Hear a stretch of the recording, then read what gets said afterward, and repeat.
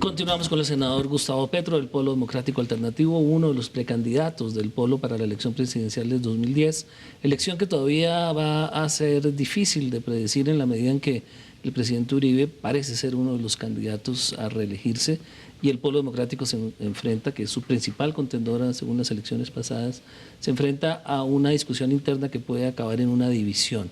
¿Cómo ves las elecciones del 2010? En el 2010 tenemos el proyecto Uribe fuerte. No sabemos este año de crisis económica cómo lo afecte y el entorno internacional, digamos, negativo para Uribe. Pero cualquiera que sea la realidad de la crisis en la sociedad colombiana, el proyecto Uribe seguirá siendo un proyecto fuerte para el año 2010. Si Uribe gana, por sí o por interpuesta persona, se cerrará completamente el círculo de concentración del poder en manos de él. Total, digamos, es la hecatombe de la democracia y del Estado de Derecho. La hecatombe es Uribe.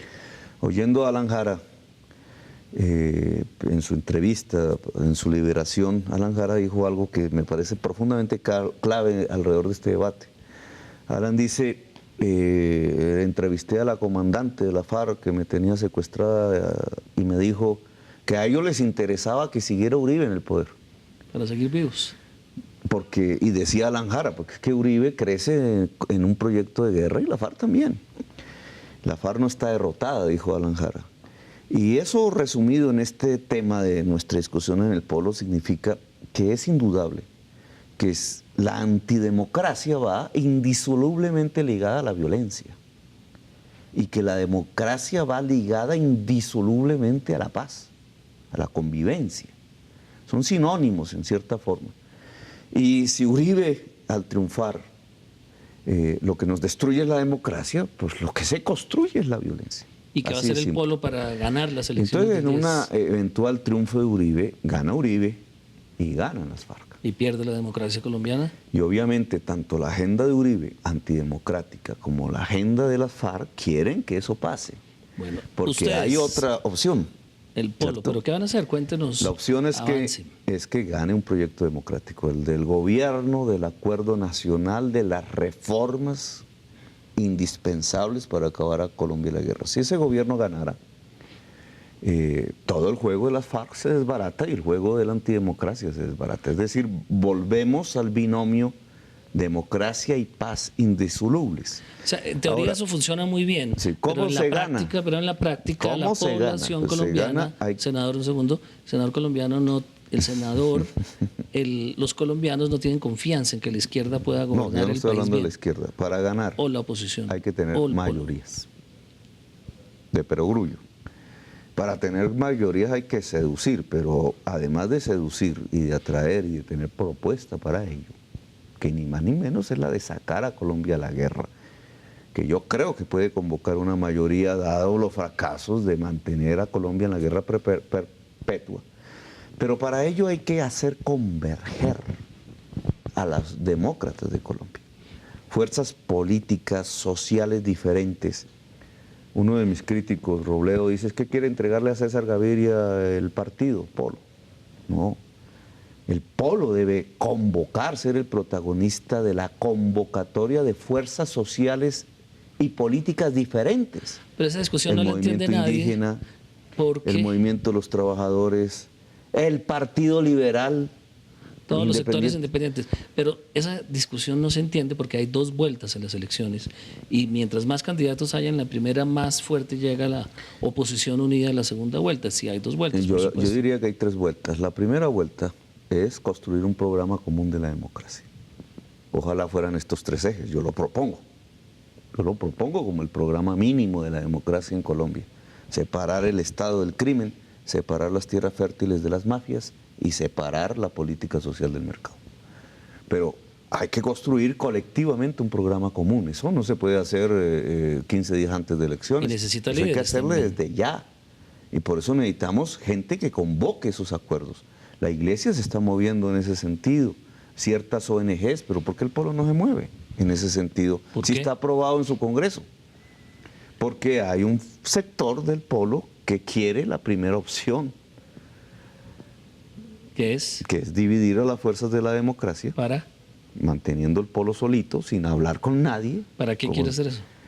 Pues, en el fondo hay dos. Una ilusión, y es que el polo puede ganar solo, la respetable, pero hay que probarla en la práctica. Yo no la desdeño, pero no la colocaría como la estrategia única, cerrando la posibilidad de la convergencia.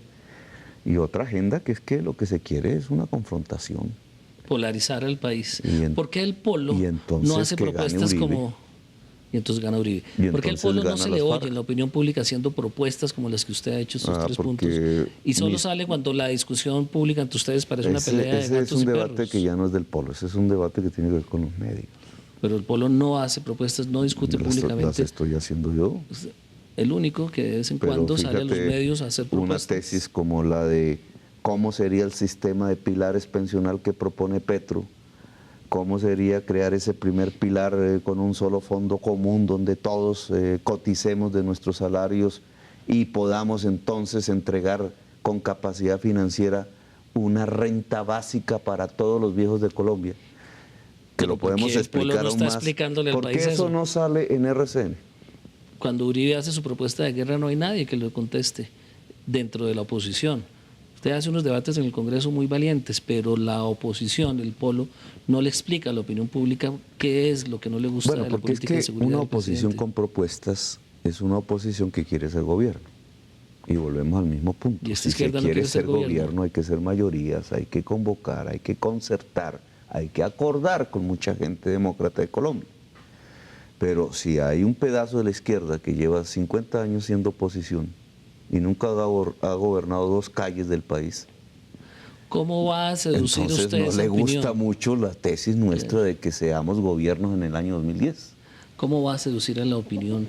¿Cómo va a convocar esos sectores del Partido Liberal que están buscando una alternativa al presidente Uribe o al uribismo? Bueno, ¿Cómo los va a la seducir? pelea comienza en el polo, digamos, porque tiene su congreso en un mes, porque los 1.500 delegados elegidos tienen que tomar decisiones.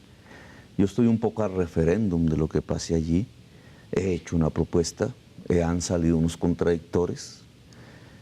Como nunca antes había vivido una época de macartización tan rotunda. ¿De Me qué lo llaman acusan? uribista, porque digo que hay que derrotar a Uribe. Y lo que usted 2 es años llevan diciéndome post-uribista. uribista. Otros me dicen, quizás porque hablo de una propuesta de paz en donde no interviene protagónicamente la FARC. Me dicen neoliberal, porque hablo con César Gaviria y resulta que él es el presidente del Partido Liberal. Si fuera otro, pues hablaría con otro. Pero si no hablamos con el Partido Liberal, entonces ¿con quién hablamos en Colombia? Pero me llaman que quiero entregar el partido a César Gaviria, entonces me llaman neoliberal y entonces oscurecen completamente mi propuesta de separar del mercado la política social, por ejemplo, que es profundamente antineoliberal. La peor campaña es la que está haciendo la FARC a través de ANCOL. ¿Qué es? ANCOL ha dicho unas cosas que realmente pertenecen al mundo del lumpen. Es una especie de lumpen política. ¿Qué es? Por ejemplo, ha dicho cosas como que yo ayudé a matar a Jaime Bailman. Primero, Jaime Bailman murió en un accidente, no sabemos si lo Provocado asesinó el gobierno de accidente. Noriega. Y segundo, cuando murió Jaime Bailman yo tenía 20 años. Y era un peladito que estaba en O sea, que las Zipaquirá. FARC está interesado en desprestigiarlo. Está interesada en liquidar políticamente a Gustavo Petro y no sé si algo más. No solamente a Gustavo Petro, ha escogido todos los líderes de la lista 19, Lucho Garzón, Jorge Guevara, Marcelo Torres, Celio Nieves, y en cada comunicado que va saliendo en ANCOL, cada día, usted puede verlo por internet, va atacando a cada uno de esos dirigentes. Es una campaña al estilo de Stalin, de sus Pero por la purgas. posición que ustedes tienen frente a la lucha armada Sí, o por algo más. Sí, porque nosotros convocamos a la marcha el 4 de febrero, porque le dijimos al polo que saliera a marchar, porque tenemos una agenda de paz que no es la agenda de las FARC, porque no nos da miedo decir que el proyecto de la FARC se ha degradado, como lo hemos dicho, porque decimos que allí hay criminales de guerra que no pueden ser amnistiados, por nuestra concepción, que en mi opinión es una concepción democrática, es como el agua y el aceite con Uribe y con la FARC. Ellos son las 2 caras de la misma moneda.